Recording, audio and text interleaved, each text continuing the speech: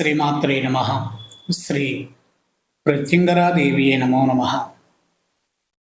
భైరవుణ్ణి బంధన ప్రక్రియ చెయ్యాలి. భైరవుడి యొక్క బంధన ప్రక్రియ చేయటం వల్ల లాభం ఏంటి అనంటే, తరచూ మీరు వింటూ ఉంటారు, మాకు అష్టదిక్కులు అన్నీ కూడా మోసుకుపోయాయి, మాకు అష్టదిగ్బంధన చేశారు, మేము ఏమీ చెయ్యలేనటువంటి పరిస్థితుల్లో ఉండిపోయాము అని చెప్పి వారు బాధపడుతూ ఇతరులకు తెలియచేస్తూ ఎన్నో మార్గాలతో ఉన్నటువంటి దేవతారాధనలు చేస్తూ వారి కష్టం నుంచి బయటపడాలని చూస్తూ ఉంటారు. అటువంటి భైరవ విధానములో మనము గనక నిర్వహించినట్లయితే అటువంటి దిగ్బంధనలు పటాపంచలుగా తెంపేస్తాడు భైరవుడు.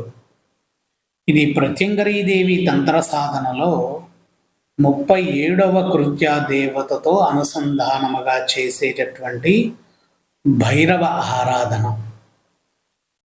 అష్టదిక్పాలకులను బంధించేటటువంటి విధానము అసుర పూజా విధానములో అసుర ద్రవ్యములను పెట్టి ఇంద్రుడిని, యముణ్ణి, వరుణుణ్ణి, కుబేరుణ్ణి, ఈశాన్యం, అగ్ని, నైరుతి, వాయువు ఇటువంటి విధానాలతో ఉన్నటువంటి 8 దిక్కులని బంధన చేసి, ఆ బంధన చేసిన తర్వాత గృహానికి దిగ్బంధన ప్రక్రియ చేసి వదిలితే ఆ కుటుంబంలో వాళ్ళు ఎంతమంది నివసించినా కానీ ఆ ఇల్లు, ఆ ఇంట్లో ఉన్నటువంటి వారు అస్సలు కోలుకోలేవారు.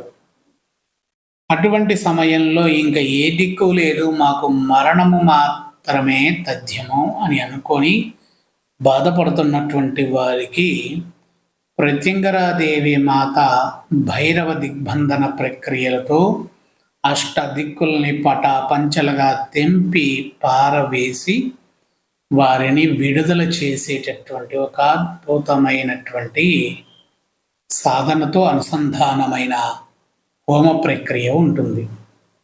అది మనము 6 రోజుల కిందట ఒకరికి నిర్వహించాము, ఒక కుటుంబానికి.